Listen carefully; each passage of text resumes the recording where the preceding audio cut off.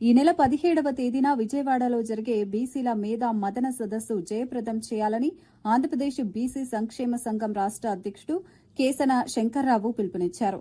Tirupati press క్లబ్లో నిర్వహించిన media సమావేశంలో ఆయన మాట్లాడుతూ ఈ సదస్సులో జాతి జనగణనలో బీసీల కులగణన నిర్వహణపై అందరి సూచనలు, సలహాలు స్వీకరిస్తామని చెప్పారు. జాతీయ స్థాయిలో జనగణనతో పాటు కులగణన కూడా చేస్తామని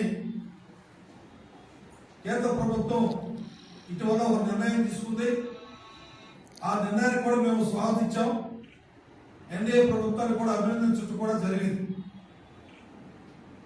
అయితే వాళ్ళు జనగణనతో పాటు సమగ్ర కులగణన చేయాలని ఒక ఫార్మెట్ లో 33 అంశాలతో కూడినటువంటి ఫార్మెట్ ని వారు ఇవ్వటం కూడా జరిగింది.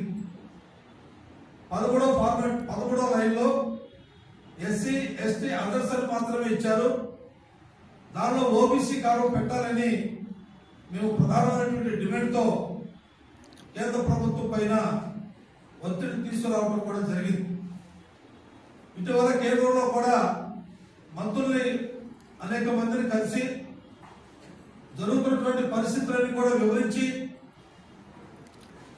ఈ దేశ జనాభాలో అత్యధిక సంఖ్యాకులైనటువంటి 15 బడుగు వర్గాలకి వ్యతిరేకంగా అన్యాయం జరుగుతూ ఉంది.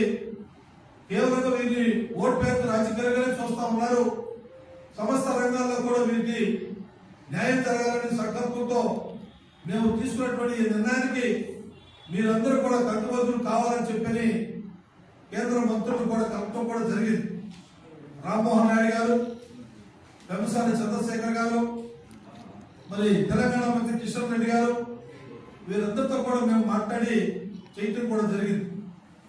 అదేవిధంగా సమగ్రమైనటువంటి జనగణనతో పాటు కులగణన కూడా దేశవ్యాప్తంగా కూడా మనందరం కూడా దాన్ని సంబంధించిన అధికారులకి మనం కూడా పూర్తి సహాయ సహకారాలు అందించి మనం కూడా ఆ యొక్క కార్యక్రమాన్ని విజయవంతం చేయాల్సినటువంటి బాధ్యత కూడా మనందరి మీద ఉన్నదనేటువంటి విషయాన్ని కూడా మీ ద్వారా నేను తెలియజేస్తా ఉన్నాను.